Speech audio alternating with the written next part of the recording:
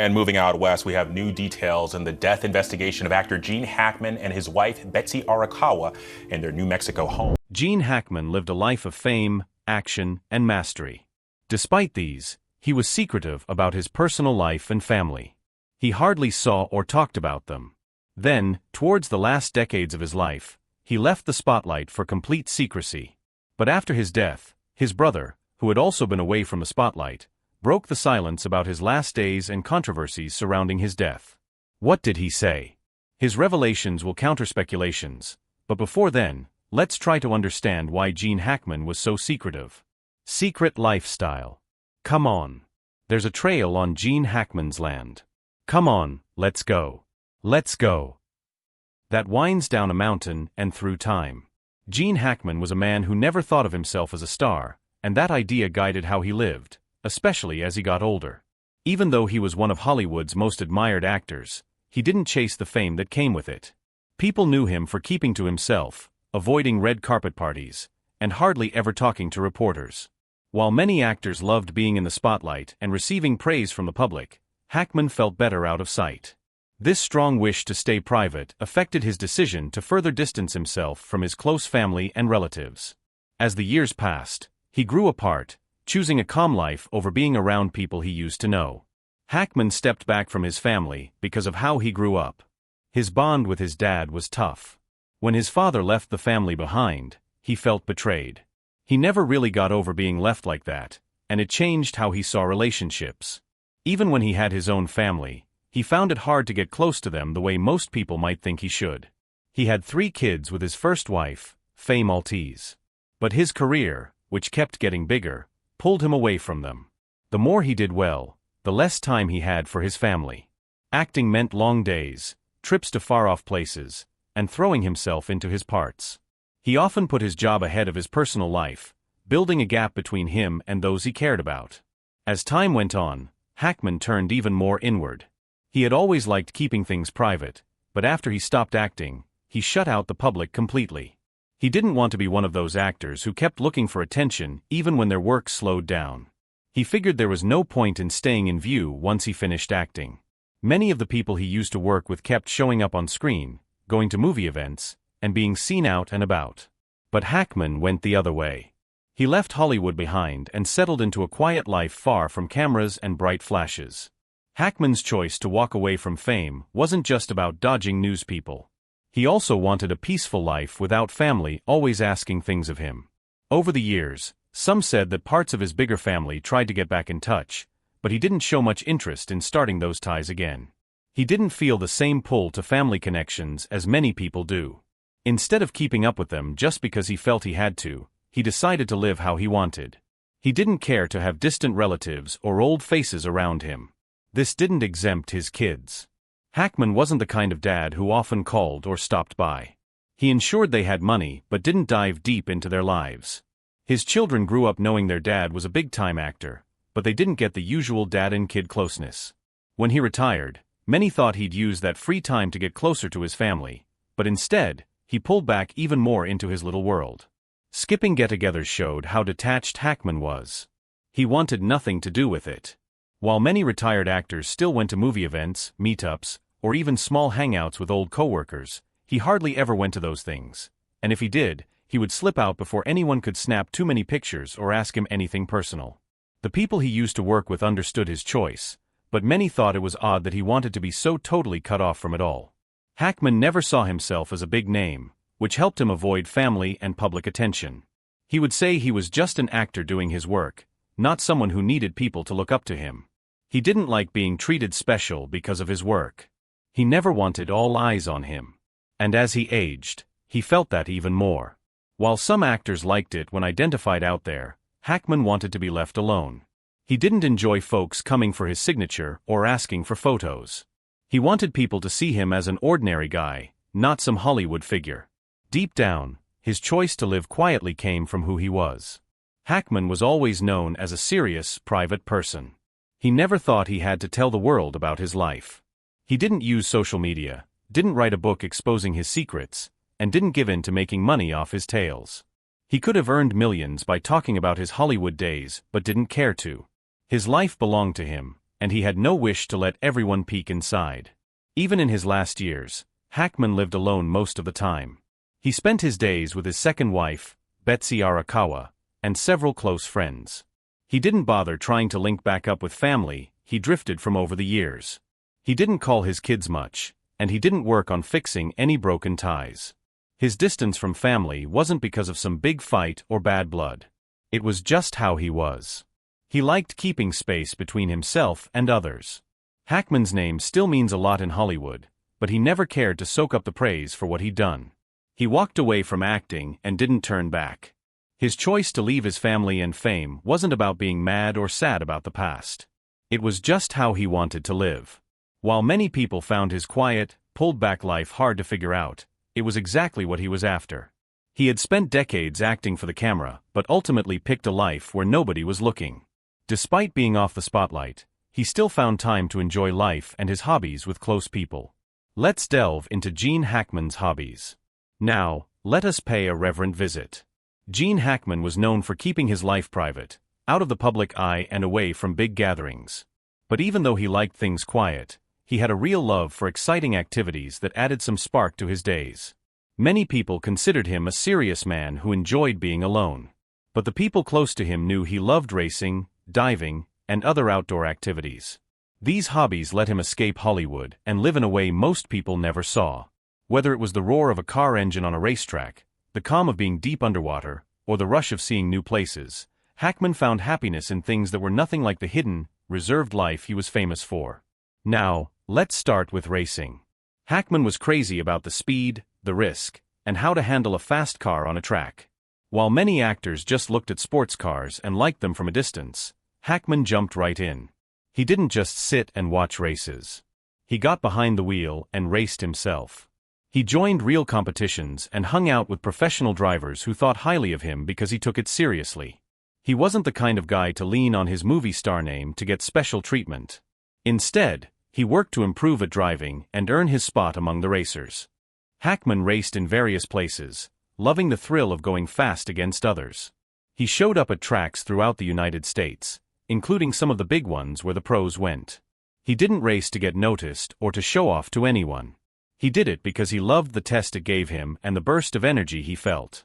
While some actors might have tried racing just for a laugh or a little fun, Hackman took it as seriously as if it were his job. He figured out how cars worked, learned what made them fast and easy to steer, and got his driving right on the track. Even though he liked to keep things private, racing put Hackman around many other people who loved it too. He made friends with folks in the racing world who liked how much he cared about it. He got tight with pro drivers, car mechanics, and racing know-hows who valued how he respected the sport. Unlike Hollywood, where he often kept people at arm's length, he felt at home in the racing world. They didn't see him as a movie star there. They saw him as one of them, and he liked that. While Hackman loved the fast action of racing on land, he was just as wild about going underwater.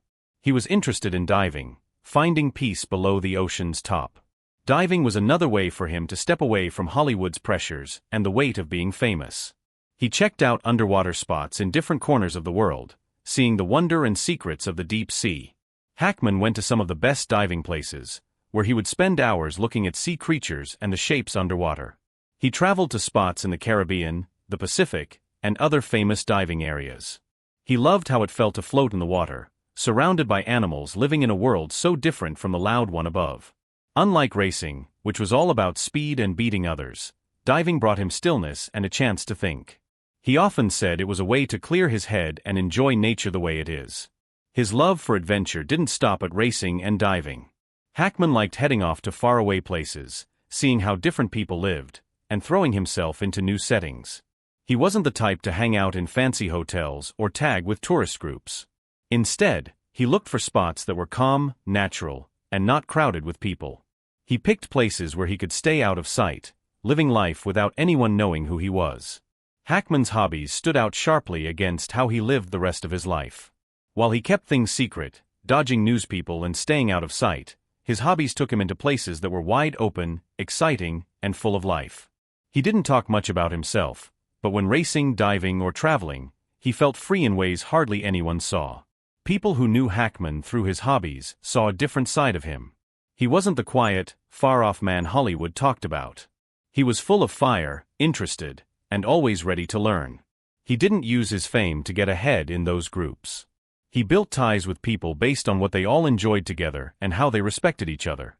Whether on a racetrack, deep in the ocean, or wandering a new land, he lived a life different from the silent, private one most people tied to him. Hackman's love for those activities disappeared as he got older. However, even when he slowed down with age, he kept up with his passions, just not as fast or hard. He might not have raced as much or dived as deep as he used to, but he never completely gave up on what he loved. He stayed in touch with friends from racing and diving, keeping up with what was new in both worlds.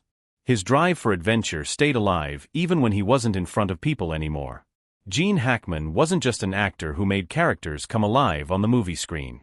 He had a heart full of adventure, always searching for new things to try beyond Hollywood. He never liked the thought of being stuck in one spot or doing the same old thing day after day. He wanted to see new places, push himself, and look at the world in fresh ways. This love for adventure showed up in his excitement for fast cars, diving deep into the sea, traveling, and writing books. Many actors have tried writing, but for Hackman, it wasn't just another Hollywood thing to do. It was something he truly loved, a way to express his passion for telling stories and chasing adventure. One of his best-known books is Wake of the Perdido Star, which he wrote with Daniel Lenihan. The book came out in the year 2000, marking Hackman's first big step into writing. Many people were shocked to hear that the famous Hollywood actor had made a novel, but the ones who knew him saw it as a natural part of who he was, an adventurer at heart. Hackman had always enjoyed stories, not just acting them out on film but also dreaming them up in his mind and putting them down on paper. Daniel Lenihan was just the right person to write with Hackman. Lenihan didn't come from the movie world. He was a man who knew all about underwater history, spending years looking at sunken ships and learning about the past under the ocean. This made him a perfect match for Hackman since they loved adventure and digging into history. They weren't just two guys making a book. They were two explorers with a fire inside them, wanting to create a world full of excitement for readers. The story in Wake of the Perdido Star happened in the early 1800s, about a young man named Jack O'Reilly. Jack's life gets flipped around when something awful happens to his family, making him run away from everything he's ever known. His escape turns into a wild trip on the sea, full of danger, people turning against him, and the fight to stay alive. The book is packed with action and looks at ideas like getting even, being brave, and returning from tough times. It's about a boy who has to grow up fast while dealing with the hard truths of life on the water. Hackman and Lenihan worked hard to make the book feel real. They didn't want it to be just some made-up adventure tale. They wanted readers to feel like they were on a ship in the 1800s, facing storms, fights, and the struggles of sea life. They built a true world with Hackman's flair for storytelling and Lenihan's deep knowledge of ships and history. Hackman brought his skill from years of acting, while Lenihan added what he knew about the sea's past. Together, they turned Wake of the Perdido Star into a book that grabbed the spirit of adventure and made it seem honest. What made the book even more special was how much Hackman's love for adventure shone through in the story. Like Jack O'Reilly, Hackman was always pulled toward breaking free from what people expected and taking chances. He joined the Marine Corps when he was young, gone to various places, and chased acting even when people didn't think he'd make it. The novel was like a mirror of Hackman's life, a path full of hurdles, surprises, and the guts to keep moving forward. Hackman and Lenihan kept writing together after Wake of the Perdido Star was accepted by many. They made more books, digging into different times in history and adventure themes. However, Wake of the Perdido Star stayed extra special because it was Hackman's first go at a novel, the one that let the world see he could write too. It proved he was more than a Hollywood name. He was a storyteller who loved history, adventure, and things nobody knew. Hackman chose to write novels instead of sticking with acting, which showed again how he lived life his way. Even after becoming popular, many actors keep hunting for movie parts to stay in the game. But Hackman wasn't like that. He had done all he wanted in acting, and rather than clinging to fame, he went after new things he cared about. Writing books gave him that same thrill acting used to. It was a fresh challenge, a new place to explore, and another chance to let his creative side out. Even though he stepped away from acting, Hackman's fans still wanted to know about him. They were curious about what he was up to, where he lived, and how he passed his days. However, Hackman never liked being in the spotlight. He didn't show off his books or talk about them before crowds. He just wrote them, loved doing it, and let the stories stand independently. His love for adventure wasn't just in the stories he wrote. Even as he got older, Hackman kept traveling, seeing new spots, and chasing experiences that made him happy. Whether it was racing, diving, or putting words on a page, he stayed a man who lived for the excitement of finding something new. He never let himself get stuck being just one thing. He wasn't only an actor or only a writer or only an adventurer. He was all that and more, always changing and finding new ways to connect with the world. To Hackman, Wake of the Perdido Star was more than just a book. It was a picture of his spirit, a spirit that never stayed still, never stopped looking around, and never let what people thought hold it back. As often happens with celebrities, his death brought a lot of headlines and media coverage. Why is his death so controversial, and what does his family, including his brother, have to say about it? Let's delve into the nature of his death. Gene Hackman's controversial death. Gene Hackman passed away at 95 years old on the 18th of February 2025 in his Santa Fe, New Mexico home. His wife, Betsy Arakawa, 65 years old, died just 7 days earlier on the 11th of February 2025. Their deaths, along with their dog Zena, found on the 26th of February 2025, kicked up a huge tangle of questions and disputes. People couldn't settle on what happened because the way they were discovered, alone in their house with no answers, left everyone guessing. Was it an accident? Something natural? Or something more troubling? The puzzle turned Hackman's death into a major controversy that wouldn't quiet down. When the sheriff's team arrived at the house on Old Sunset Trail around 1:45 in the afternoon, they walked into something strange. Gene's body was in a mudroom near the kitchen, wearing gray sweatpants, a blue shirt and brown slippers, with a cane and sunglasses sitting close by. Betsy was in a bathroom, lying on the floor near spilled pills from an open bottle. Zena, their Kelpie mix dog, was dead in a closet, while two other dogs, one inside and one outside, were still alive. The bodies looked worn and old, like they had been there for days or weeks, with dry skin from the desert air. Sheriff Adam Mendoza said on the 27th of February 2025 that it was suspicious enough to keep investigating, even though there were no signs of a fight or someone breaking in. The first big question popped up from Gene's pacemaker, a small device in his chest to keep his heart going. It stopped on the 17th of February 2025, 9 days before they were found. That made people think he died on that day, but the stretch until the 26th opened the door to all sorts of thoughts. Betsy's pills stirred up more. Were they a hint she did something on purpose? No note turned up. The couple kept their lives private, so nobody knew what was in their heads. The sheriff looked into gas leaks, wondering if carbon monoxide was to blame. But tests on the 18th of March 2025 showed nothing. The gas company spotted a tiny leak, but it wasn't enough to harm anyone, so that guess didn't hold. People got talking fast, especially on X, where some said it was too weird to be plain and simple. One person wrote on the 28th of February 2025 that the dried-out bodies and dead dogs shouted something was wrong. Others figured it was old age and loneliness, telling everyone to settle down. However, the sheriff stuck with calling it suspicious. Could it have been something they planned together? The pills by Betsy made some think so, but with no proof, it was just a theory. The dog locked in the closet only made it tougher to sort out. Did it die after, or was it tied to what happened? By the 1st of March 2025, 5 days into the investigation, there were still no firm answers.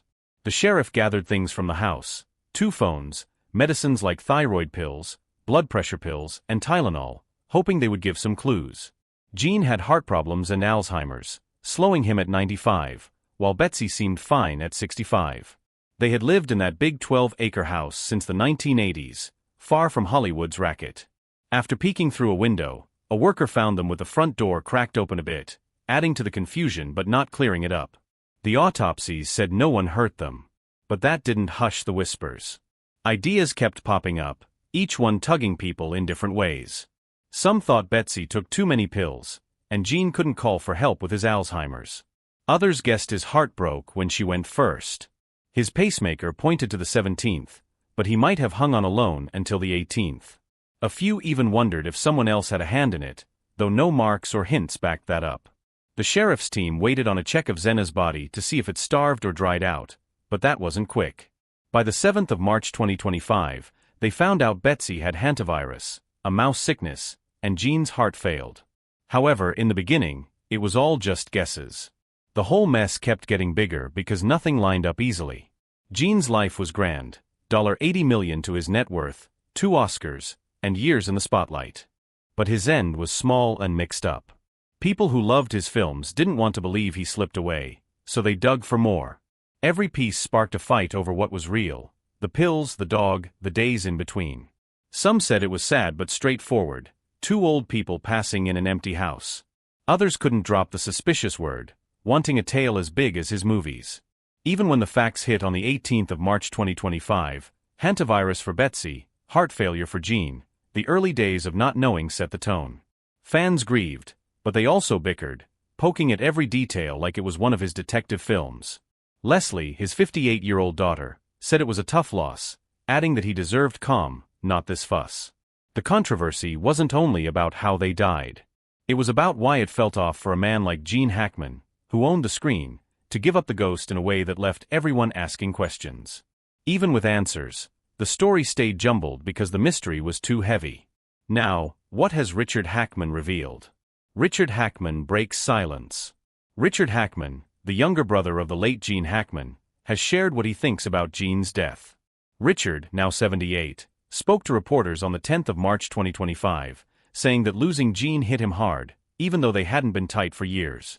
"He was my big brother, always larger than life, and it's tough to believe he's not here," Richard said, his voice soft and sorrowful. Richard looked back on the days they worked together in movies, a connection from their younger years that meant something, even as they grew apart. They acted together in 2 films, The Gypsy Moths in 1969 and Lucky Lady in 1975.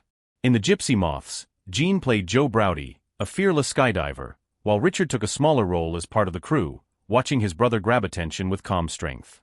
Lucky Lady had them on a boat, with Gene as Kibby Womack, a rum runner, and Richard in another small part, taking in how Gene handled the camera so naturally. "He didn't try to stand out, he just did," Richard said, thinking about how Gene's easy way made those movies special for him. They were little moments, but they linked the brothers before life sent them down different roads. Gene and Richard walked away from the bright lights for different reasons, and Richard talked about why that happened. Gene stopped acting after Welcome to Mooseport. He was done with Hollywood's clamor at 74 years old. He had moved to Santa Fe in the 1980s, spent his time painting and writing books, and lived a simple life with Betsy until they passed. Richard said Gene told him once, "I've done enough. I want peace now." And that was the end. Richard, who had never reached the same level, quit acting too. His last job was a small role in 1983's Uncommon Valor. He said he stepped back because the work stopped coming, and "I didn't go after it like Gene did." He ended up in Illinois, close to where they were raised, picking up whatever jobs came along and keeping out of sight. Richard owned up to how their lives split long ago, but Gene's death stirred up old emotions. He said Gene's decision to pull away made sense. After 2 Oscars and years of fame, he earned that quiet. He didn't need people looking at him anymore, Richard said, remembering how Gene's letters quit arriving by the 1990s. Richard kept to himself too, not because he had one big like Gene but because he felt the world didn't care about him being in it. "I wasn't a star. I just followed along," he said straight out. The movies they did together were a bright memory, when they were near each other before Gene's huge life and Richard's small one took them separate ways. Now that Gene's gone, Richard feels the pull of their shared history. He said those 2 films, The Gypsy Moths and Lucky Lady, are what he hangs on to. Proof they had a tie once. Both brothers turned away from fame, Gene because he wanted to, and Richard because he had to. But the memory of their time together still rings in his mind. Are you surprised to hear there was another actor in Gene's family? Let's hear from you in the comments. Remember to hit the like button and subscribe. Thanks for watching. See you in the next video.